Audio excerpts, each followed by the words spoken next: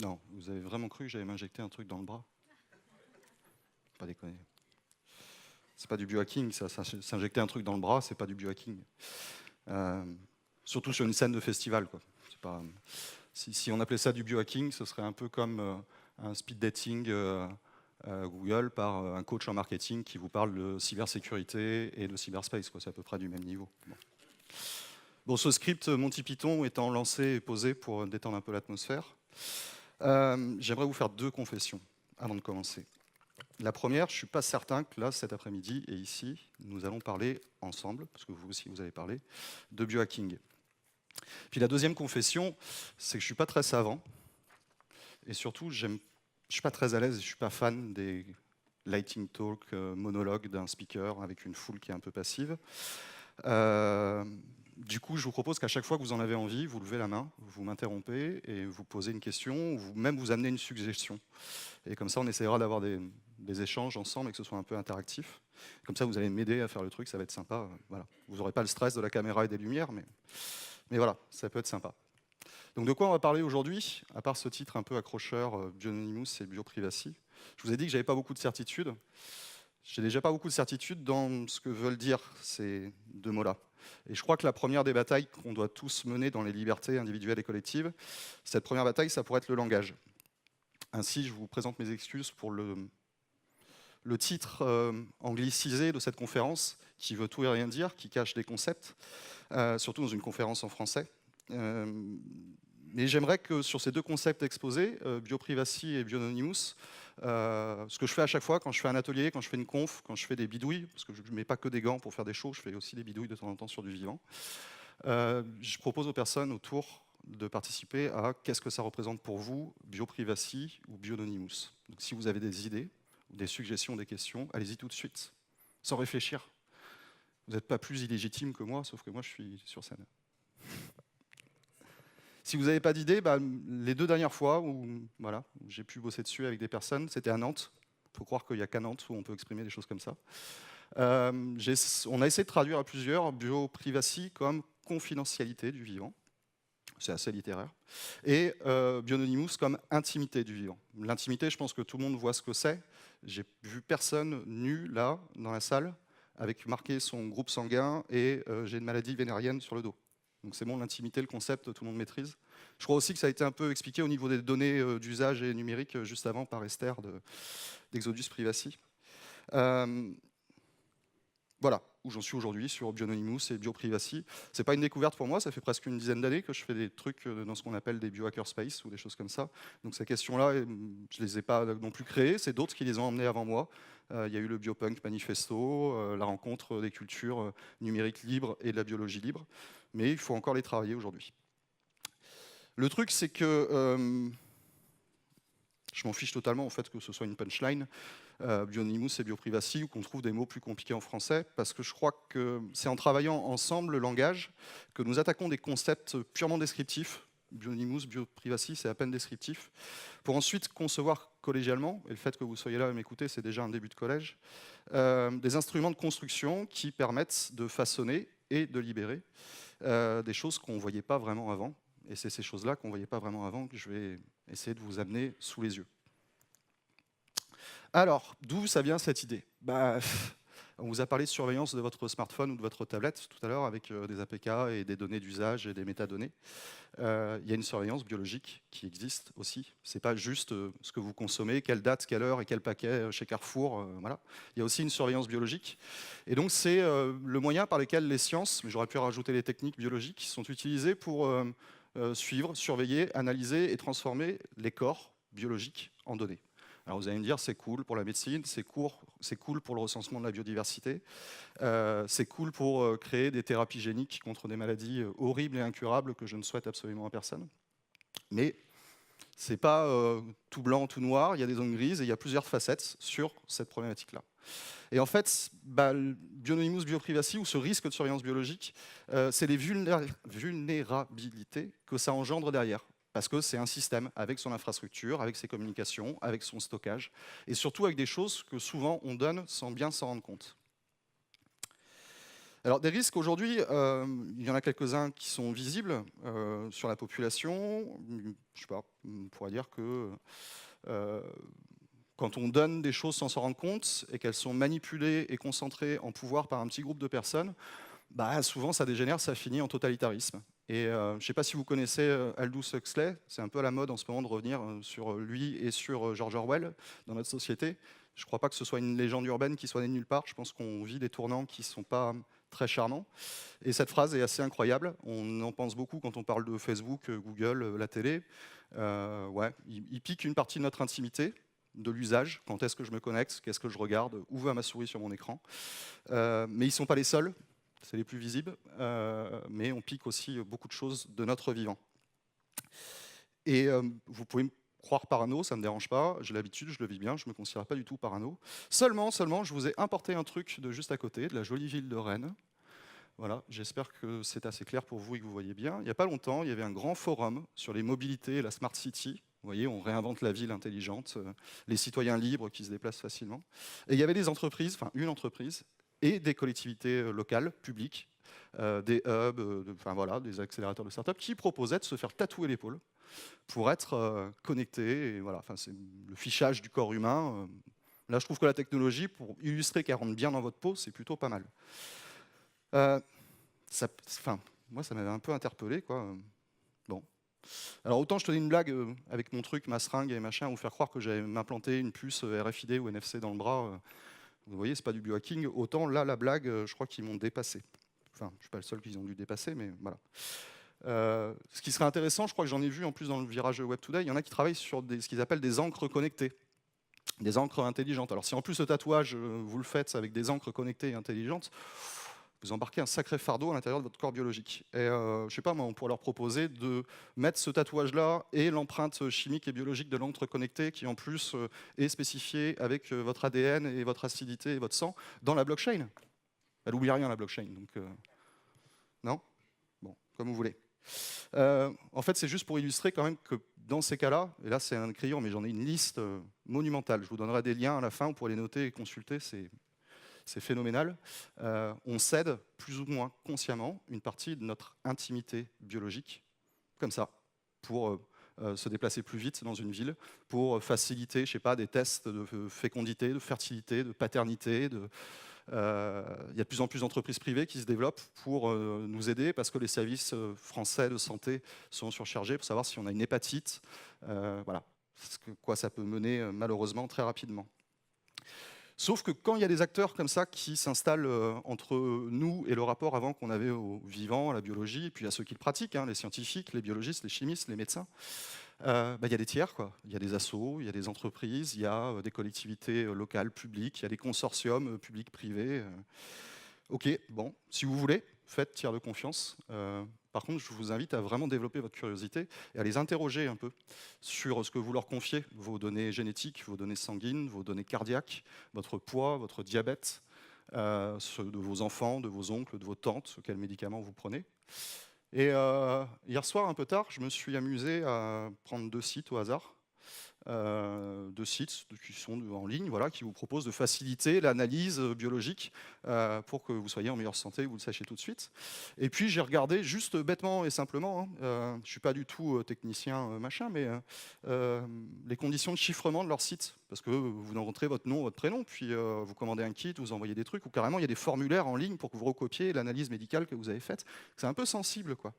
Et donc là, il y a le script à disposition, hein, c'est de votre responsabilité, il n'y a rien d'illégal à faire ça, mais vous pouvez le réutiliser. Et donc je l'ai passé sur ces 2 sites. Le truc avec marqué port, c'est à vous, enfin vous trouverez une fiche Wikipédia, c'est quoi un port informatique, vous choisissez le port et vous regardez. Et leur chiffrement, en fait, il est catastrophique. Car c'est des sites, c'est des passoires. C'est pas que de la malveillance d'une personne qui voudrait aller dedans, c'est réellement, ben voilà, il y a un problème de responsabilité dans ces tiers de confiance qui vous ont aspiré, ou qui vous ont demandé, ou si vous avez donné consciemment, des données biologiques, des données chimiques, des données médicales, des données morphologiques, On pourrait très bien parler de la surveillance, caméra, reconnaissance faciale. Ce sont des données morphologiques qui, il y a encore 20 ans, vous appartenaient. Aujourd'hui, la question, c'est elles appartiennent à qui? À ceux qui la captent? Est-ce que les contours de votre visage, est-ce que votre empreinte digitale, est-ce que votre œil ou l'empreinte de votre rétine vous appartient encore? Je ne sais pas. Enfin bon, voilà. Donc les clés, enfin le chiffrement Cypher n'est pas terrible chez eux, mais ce qui est encore plus drôle, c'est les key exchange. Mais là, ça rentre technique. Donc si vous voulez vous amuser, les slides sont à disposition dans le domaine public et elles seront publiées avant la fin du week-end en plus, avec le texte. Comme ça, vous pourrez vérifier par vous-même. Donc ces tiers de confiance, quand même, c'est un peu inquiétant, quoi. Moi, je me demande, j'ai interrogé des personnes autour de moi, est-ce que vous avez conscience que, en utilisant une appli qui surveille dans votre footing votre rythme cardiaque, ça c'est assez à la mode, vous fournissez quand même des données qui sont... Enfin, je ne sais pas si vous avez un petit copain, une petite copine, est-ce qu'il connaît votre rythme cardiaque? Non, je pense pas. Enfin, c'est pas le premier truc qu'on dit à la première rencontre, ni au bout de 10 ans de mariage. Mais c'est quand même vachement intime, quoi, en termes de je veux garder un truc d'intimité. Là, on refile à des tiers qui sont pas foutus de les sécuriser. Bon, c'est un peu risqué, hein. Mais si vous me pensez toujours paranoïaque et un peu trop abstrait, voilà, c'est cadeau. Donc je vous avais dit, il y a des sites qui font que maintenant, on vous aide à faire une analyse génétique partielle. Hein, c'est très dur de décoder tout le génome humain, même pour une entreprise. Voilà. Et qui récemment vient de se faire voler 92 millions de comptes utilisateurs. Voilà. 92 millions de personnes qui ont confié des données génétiques et génomiques à une entreprise. Et le truc a été piraté, c'est maintenant dans la nature. Qu'est-ce qu'ils en feront, je n'en sais pas. Ce qui est magnifique, c'est que dans leur com de crise, cette entreprise myheritage.com a dit oh non, non, non, on est sûr, ils sont venus que pour piquer les adresses mail. Ouais. Tu vas pirater une base de données de 92 millions de codes génétiques pour juste des adresses mail. Bon. Voilà. Je ne sais pas si ça vous parle quand je le dis assez fort et assez volontairement, que quand même notre code génétique, notre patrimoine génétique, c'est comme ça qu'on dit, c'est quand même vachement intime, quoi. Ça va au-delà du sous-vêtement, ça va au-delà enfin, voilà, c'est offert en peinture. Bon, c'est triste. C'est triste, mais si ça éveille votre curiosité, vous serez les premiers, vous verrez, à trouver, déjà à vous méfier un peu, à demander des comptes et des sécurités avant, mais aussi à peut-être mettre en place des protocoles, des astuces, des méthodes pour se prémunir de la surveillance et de la captation morphologique du visage et biologique. Ça va de la peau et tout ça. Voilà. Il y a quelques années, avec le Hack Lab, quand on était un peu dans la hype des startups et des French Tech, après ils ont vite compris qu'on était un peu libertaire, donc on fait attention. Mais on allait dans les grandes foires à pitch et à startup, à Saint-Malo, à Rennes, à Nantes, ailleurs, à Paris. Et avec les copains et copines, ce qu'on faisait, on prenait nos kits là, mobiles, on disait bah, est-ce qu'on peut passer un coton-tige sur votre clavier d'ordinateur? Puis après, comme on était là pour 3-4 jours, un peu comme ici, on mettait en culture dans des boîtes de pétri, là, comme vous avez là, dedans. Puis au bout de 3 jours, bah, on avait des trucs super jolis, ils disaient qu'on faisait du bioart et tout ça. En fait, nous, on faisait ça pour sensibiliser, c'est que autant dans le monde du numérique, l'empreinte numérique, c'est bon, ça rentre à peu près, quoi.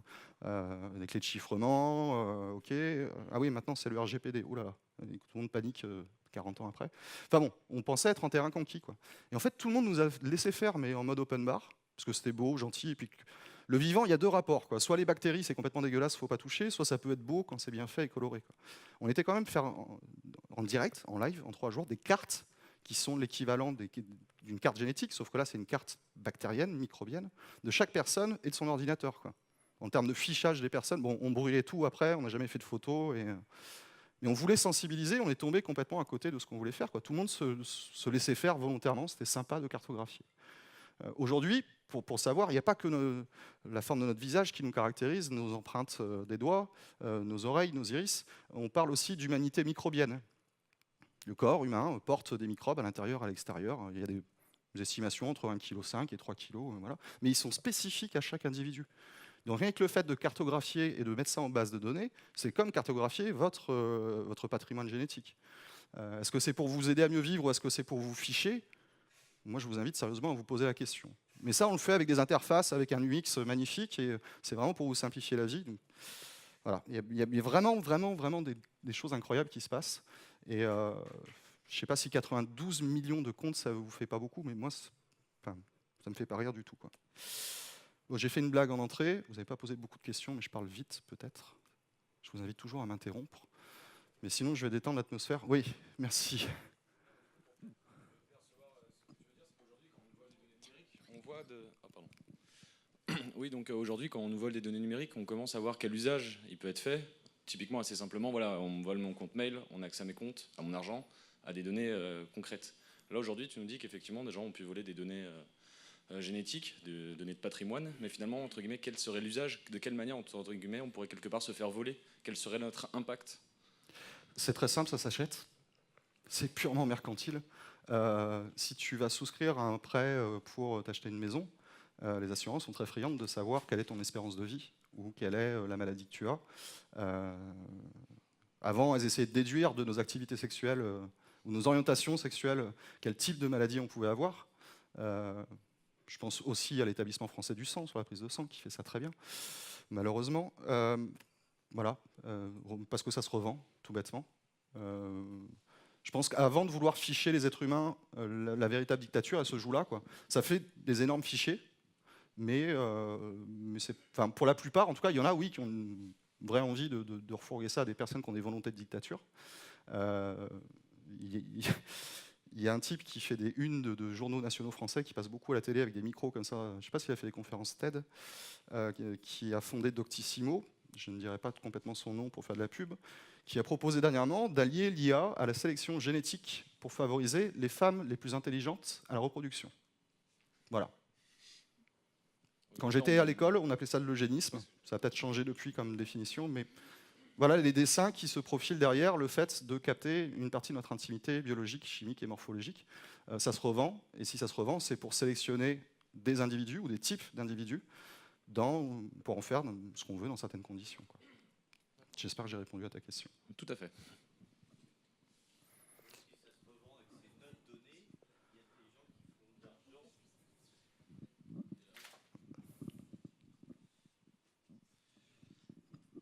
Ce que je voulais dire, c'est s'il y a un marché de notre donnée à notre, sans qu'on en soit, qu'on ait connaissance, en fin de compte, on est spolié. C'est la manière dont c'est amené. Enfin, j'espère que je ne passe pas pour un grand vilain révolutionnaire photo brûlé. Le fait de vendre quelque chose n'a pas forcément de mal. Si vous voulez faire une analyse de votre génome ou d'un de vos enfants qui n'est pas majeur, donc voilà, bon, ça va être à vous d'en discuter avec eux, mais légalement vous en avez le pouvoir pour savoir qu'il n'y a pas une maladie génétique rare, même si le service de santé doit être gratuit, normalement, voilà, ça a un coût, et à un moment, il faut le payer. Soit on le paye indirectement par nos impôts service de santé, soit on passe par une entreprise, et je ne vois pas le problème de payer. Par contre, quelle est la stratégie de cette entreprise sur ces données-là? Où est-ce qu'elle les stocke? Qu'est-ce qu'elle en fait? Est-ce qu'elle les garde? Est-ce qu'elle en revend à d'autres? Est-ce qu'elle en revend à d'autres à la science? Mais est-ce que c'est une science publique, mais qui va refoutre le truc dans le privé? Je vais illustrer tout à l'heure. Je vais aussi amener une image, ça je la garde, c'est un peu le suspense, le teaser de ce qu'on peut faire des données justement qu'on capte. Et il n'y a pas que de la revente et du fichage, il y a des choses bien plus graves. Ouais.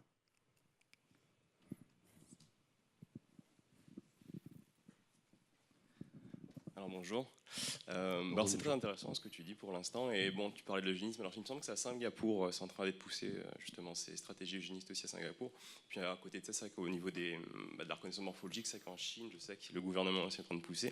Non, mais ça arrive aussi en France. Ça a été déclaré cette semaine. Et du coup, les dérives que tu dis, c'est vrai qu'elles sont très justes. Il faut clairement les dire. Il faut les dire. Cependant, j'ai une question ouverte. Finalement, tout ce qu'on peut faire maintenant, c'est lié aux avancées de la science. Et je voulais savoir, alors moi c'est une question ouverte, peut-être que la réponse est oui, elle est oui ou non, mais je ne crois pas que de la science, dans l'histoire, elle est déjà reculée. Donc finalement, est-ce que ce que tu dis qui est juste et qui est clairement, il faut en parler, il faut le dire, est-ce que malgré tout, c'est pas un combat qui est perdu? Alors il n'y a pas que la science, il y a les sciences, les techniques et la technologie. Mais est-ce que ça a déjà reculé? Il n'y a rien de perdu. Je crois par contre très profondément, de manière philosophique, oui, aux libertés. J'ai commencé par parler des libertés individuelles et collectives, du combat du langage. Je crois qu'aussi ces libertés, elles se travaillent sur les sciences, ce qu'on appelle aujourd'hui des sciences citoyennes ou des sciences participatives. J'y viendrai à la fin sur les solutions justement pour lutter contre ça et aussi les opportunités pour les assos, les entreprises de développer des modèles qui peuvent se servir de ces risques-là et de ces failles-là pour apporter des réponses. Et c'est même pas j'ai la condition, en fait, je le vis au quotidien. Plus il y a de personnes qui en sont au courant, qui sont en capacité de le pratiquer, et vous allez voir que C'est comme de l'Arduino, c'est comme apprendre le code en HTML, il suffit de s'y mettre un peu avec les bonnes personnes, il y a plein de trucs en ligne, et rapidement on peut faire des trucs avec du vivant, pur et dur, des données du vivant, et donc comprendre les interactions, voilà. Essayer de donner un langage aux bactéries, par exemple, c'est assez dingue, mais voilà. En amenant ça, je pense que comme c'est une question sociétale, aujourd'hui c'est la grande mode de la RSE, responsabilité sociétale des entreprises, ou RSO des organisations, ils font quand même ça en petit comité, quoi. Ils ne vont pas beaucoup chercher le maximum de monde pour interroger ces questions. Je n'ai aucune vocation, ni même aucune velléité d'apporter une réponse monolithique et définie avec une ligne. Je pense que c'est justement là que l'idéal de la démocratie, parce que la démocratie n'est pas un État figé, doit se pratiquer et s'interroger. Je me permets de prendre la parole pour revenir à la question initiale qui était posée, ce qui est finalement le risque de l'utilisation. Je vais peut-être faire une remarque qui est peut-être naïve, mais à ma connaissance, l'exploitation d'un échantillon biologique par exemple un prélèvement qui est réalisé, il nécessite, pour une application de recherche précise, un consentement du patient. Et même justement pour étendre finalement l'application de recherche qui va être faite de l'échantillon, on va même jusqu'à finalement aller demander un second consentement parce qu'on est sur une application qui est différente. Alors ça, c'est dans le domaine de la recherche. Je ne sais pas, tu prenais l'exemple d'une assurance, mais voilà, c'est peut-être un peu naïf, mais est-ce qu'il n'y a pas des barrières qui vont être créées avec, par exemple, comme dans le cas de la recherche, ces gestions de formulaires de consentement qui sont signés par les patients qui acceptent? Alors, effectivement, il y a des cadres juridiques à beaucoup de niveaux, au niveau des États, au niveau européen, au niveau mondial, qui normalement sont prévus. J'ai prévu quelques exemples pour répondre à ce genre de questions.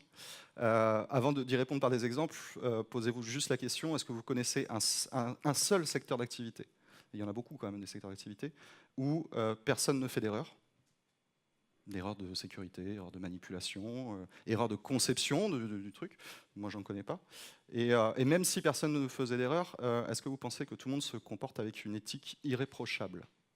Ou est-ce qu'il y a toujours des organisations, quelles qu'elles soient, qui dévient de... Voilà. C'était préambule, hein. Je dis c'était peut-être un peu naïf, mais... Non, mais il n'y a pas de questions bêtes et il n'y a pas de questions naïves. Les seules questions bêtes et naïves, c'est celles qu'on ne pose pas, donc je te remercie d'avoir posé. Du coup, je continue avec une autre blague.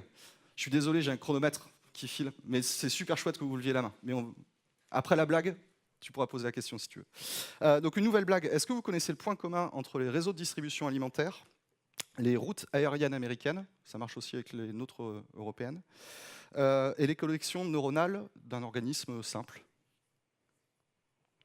Comment ça, il n'y a pas de docteur en biologie dans la salle? Merde, j'étais venu recruter parce que je ne suis pas du tout docteur en biologie. Et bien, en fait, chacun peut être représenté comme un réseau avec des connexions entre les éléments. Et les connexions entre ces éléments, en fait, capturent des clés. Des clés qui sont chiffrées, c'est des signaux, voilà. Et pour le déchiffrement, permet de gérer les relations et les interactions. Si vous faites un tout petit peu de web et de numérique, c'est un peu la même chose, quoi. Donc effectivement, y a des failles là-dedans, il y a la compréhension des clés. Et souvent, c'est bien plus du monde dans l'informatique que vient le déchiffrement, même si en biologie ou en biochimie, personne qui essaye. Et puis, comme toute activité, en fait, et partout où il y a l'usage de clés, il y a des empreintes. Vous marchez, ça fait une empreinte, mais quand les trucs communiquent et quand le vivant, il fait des empreintes aussi. Et ces empreintes, elles valent le coup. Voilà. Ils en créent même des sites web maintenant qui vous proposent des stratégies pour effacer vos données génétiques. Donc il y a monsieur Lucky Sanderson qui a été accusé d'un crime brutal qu'il n'a pas commis. Ça a été prouvé 10 ans après, parce qu'on a retrouvé son ADN sur la scène de crime, quoi. C'est la preuve irréfutable s'il y a votre ADN sur la scène de crime. Moi, j'avais amené une balle anti-stress, je voulais la jeter dans le public. Forcément, quelqu'un l'aurait rattrapée en disant « chouette, j'ai rattrapé une balle ». J'aurais demandé de la remettre, j'aurais mis un gant en latex en attendant, j'aurais récupéré la balle. Et voilà, je pouvais foutre une partie de votre génome à peu près partout où je veux. Donc il y a ça aussi. Et ça pose un... alors je ne vais pas faire du FUD comme j'ai écrit, donc peur, incertitude et doute. C'est la réalité quand même. C'est des choses qu'on ne voit pas trop, mais il va falloir commencer à s'en inquiéter. Et je pense à plusieurs, c'est mieux. Et du coup, est-ce qu'il ne serait pas bien qu'ensemble, des individus se regroupent à 2, à 3, à plus, à Web Today ou ailleurs, dans les coworking ou dans vos boîtes SS2I de dev et dire est-ce qu'on ne met pas des stratégies voilà, pour éviter que ces choses-là arrivent en termes de sécurité. Et puis si jamais ça doit arriver, est-ce qu'on ne met pas plutôt des stratégies pour un peu flouer le message quoi, hein, on pourrait appeler ça du chiffrement par exemple, un peu plus dur, ou brouiller les traces, ou mettre du bruit autour, ce serait pas mal. Parce qu'il y a un vrai problème en fait avec les données biologiques, morphologiques et chimiques qu'il n'y a pas avec les données d'usage des smartphones et la plupart des métadonnées de smartphones. C'est que le vivant a un gros problème. Vous pouvez prendre votre clavier, faire CTRL-ALT-Z, votre code génétique, votre patrimoine génétique, il ne retourne pas à zéro. Autant vous pouvez changer de boîte mail, autant vous pouvez essayer de changer de comportement, autant vous pouvez essayer de changer d'opérateur, ça remet quasiment les compteurs à zéro. Autant on peut développer des technologies pour virer une partie en tout cas de nos activités sur Internet, ou sur d'autres, sur Internet avec un grand I ou les Internets. Voilà. Autant avec le vivant, ça ne marche pas. Et ça pose un problème assez grandiose. Et en fait, pour résoudre ces problèmes, comme la question a été posée, à partir des années 90, il y a des instruments légaux qui ont essayé d'être mis en place, notamment pour gérer la pratique du vivant et son appropriation, à la fois son appropriation marchande, comme son brevetage. Parce qu'une fois qu'on l'a dans les mains et que personne ne l'a découvert, est-ce que je peux le breveter ou pas? Il ne se pose pas tellement la question de sa éthique, hein, il se pose juste la question est-ce que c'est faisable juridiquement? Et donc on avait l'OMPI, l'Organisme mondial pour la protection intellectuelle, qui se pose pas mal de questions là-dessus. Puis dans les années 80, il y a un truc qui s'appelle l'OEB, l'Office européen des brevets. Donc les années 80, c'est le siècle dernier, c'est pas, tu vois, et qui normalement travaillait en négociation mondiale avec les Nations Unies pour travailler ces problèmes d'appropriation du vivant. On est quand même loin des nouvelles technologies d'aujourd'hui, mais il commençait déjà, quoi.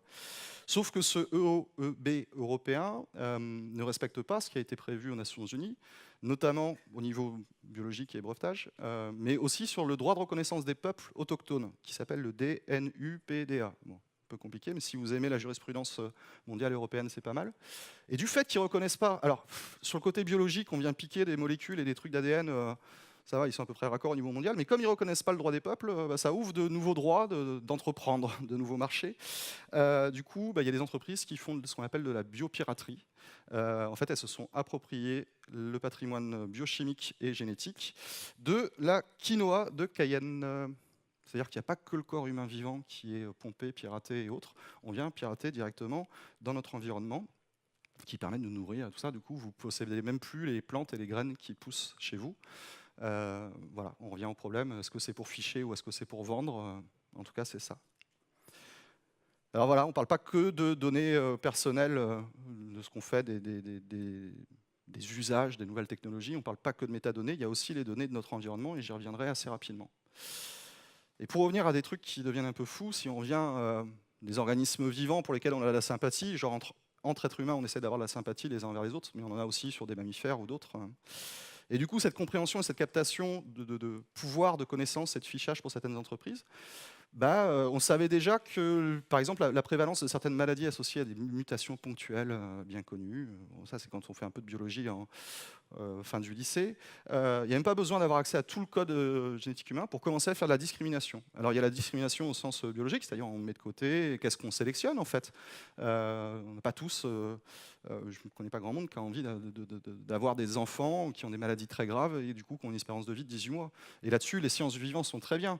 On invente des thérapies géniques pour résoudre ces problèmes. Après, qui appartient à ce truc qu'on a inséré dans le génome de l'autre? Et puis si on le fait 10 fois, ça fait 10 morceaux. Si ça appartient à 10 entreprises, voilà, c'est compliqué. Mais ce pouvoir concentré, voilà à quoi il mène. Certaines grandes entreprises très bien connues, et États très grands aussi, et qui se revendiquent démocratiques, utilisent cette discrimination, aujourd'hui des métadonnées, pour programmer des drones qui permettent de tirer sur des êtres humains, pour ne pas dire assassiner, simplement sur leur signature. Alors on parle de signature de comportement numérique, mais si je suis porteur d'Ebola ou de la peste et que je menace le territoire américain, j'ai le droit à mon drone? C'est une vraie question que je vous pose. Et les questions de discrimination, elles se jouent là. Là, j'ai mis un blanc dans la salle. Excusez-moi. Bon, il y a des trucs plus quotidiens, hein.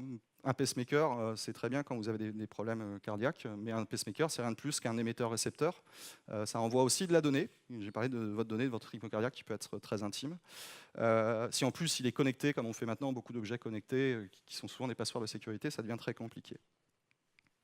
Voilà. Il manquait une slide, c'est dommage. Pour un autre moyen d'appropriation du vivant, je vais le faire en sprint. Il y a l'entreprise Walmart qui vient, il y a très peu de temps, déposer des demandes de brevets, c'est pas encore accepté, sur un bourdon pollinisateur.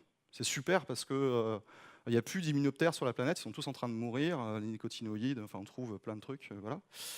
Sans ces pollinisateurs-là, c'est même pas la peine de penser à l'agriculture, il n'y a plus rien qui se passe, donc on bouffe plus, donc on disparaît. Donc quand Walmart dit, je vais inventer des robots qui vont polliniser, tout le monde crie victoire et c'est super. Ouais, ils brevettent pas du vivant, quoi. Ils copient du vivant, c'est bien, ils font du biomimétisme appliqué à la robotique. Sauf que, je vous mets dans le mille, ce qu'ils viennent s'approprier, c'est ce qu'on appelle en sciences du vivant, et il y a la ligne de brevet dessus, un service écosystémique rendu. C'est-à-dire qu'ils ne brevettent pas que le robot, ils brevettent le fait que le robot transporte du pollen du point A au point B. C'est là-dessus sur lequel ils mettent la main. Ils mettent la main sur un flux du vivant. Donc il n'y a pas que piquer des données biologiques, des données morphologiques, il y a aussi les mécanismes du vivant aujourd'hui qui sont menacés de brevetage. Et Walmart, en gros, c'est des magasins, c'est faire de l'agroalimentaire, quoi. Je ne pense pas que la pollinisation, c'est leur premier truc. Contrôler des flux, ça, c'est leur métier. Leur flux de matière, de marchandises, pouvoir rationner, en faire gonfler les prix, les faire descendre, ça, c'est leur métier. C'est là-dessus, aujourd'hui, qu'ils brevettent. Il va falloir sérieusement s'interroger dessus. Est-ce qu'il existe des solutions là-dessus? Et comme c'est ma dernière slide, on va laisser open bar à toutes les questions. Ouais, il en existe, heureusement.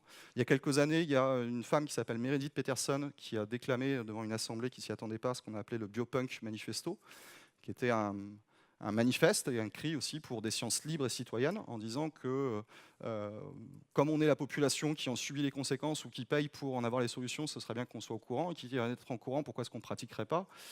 Qu'une civilisation où la grande masse n'a pas accès aux sciences, ça mène pas à quelque chose, plutôt à la disparition de la civilisation. Que les chercheurs, il y avait aussi intérêt techniquement, quand on veut résoudre des grands défis de la médecine, de la biologie, de la biochimie, de la génétique, plus on sera nombreux, plus on y arrivera. Est-ce qu'il y a d'autres solutions? Là, ce que vous voyez, c'est ce qu'on appelle un open PCR. Alors PCR, c'est Polymerase Chain Reaction. C'est un procédé biochimique pour travailler sur le génome et sa cartographie et une partie de manipulation. Et open, parce qu'il est open hardware et open source. Il a été fait dans des Fab Labs et des hackerspace par des personnes qui, je vous garantis, au début, n'avaient vraiment rien de formation en biologie. C'était des geeks, des bidouilleurs, des bidouilleuses ou des personnes curieuses. La boîte qui vend, c'est une boîte maintenant qui commercialise de l'open hardware et de l'open software. Le vend $400 US et quelques, je crois. En gros, si vous le faites vous-même, je crois qu'il y a un Fab Lab pas loin en bas, il y a Plateforme C qui est juste à côté. Le coût de revient, c'est à 100 balles. Voilà, comme ça vous pourrez interroger Génomique aussi. Il y a des techniques aujourd'hui qui s'appellent CRISPR-Cas9. En gros, c'est de la même manière, on édite du code sur Atom, par exemple. Vous faites la même chose avec je schématise rapidement, mais c'est quasiment ça, avec du matériel génétique. Pour les premiers kits sont à 100 balles, à fabriquer ou à commander soi-même.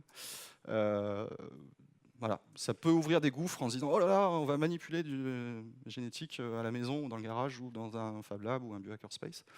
Mais ça ouvre aussi des grandes responsabilités qui du coup seraient partagées avec beaucoup plus que de simples individus. Et on pourrait comprendre les enjeux d'appropriation qu'il y a du vivant derrière par des entreprises, par des collectivités. Je veux dire, il n'y a pas que la méchante entreprise, société anonyme, non. On est tous, je pense, responsables et coupables. C'est ça qui est vicieux, c'est-à-dire que aussi quand on fournit des données, voilà. Bon. J'espère que je ne vous ai pas assommé en parlant trop.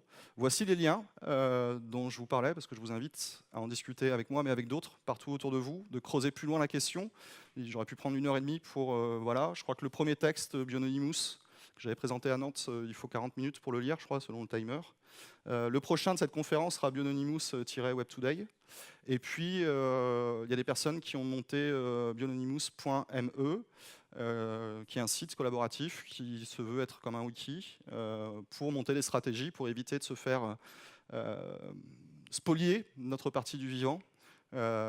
Toutes celles que je vous ai expliquées, mais il y en a d'autres, nos empreintes biologiques, biochimiques, morphologiques, de créer des méthodologies citoyennes pour s'interroger dessus, et aussi pour avoir une armature ou un suivi juridique au cas où on s'aperçoit qu'il y a des choses qui sont un peu étranges, comme notamment un site web qui fait évaporer 92 millions de comptes avec des données génétiques dessus.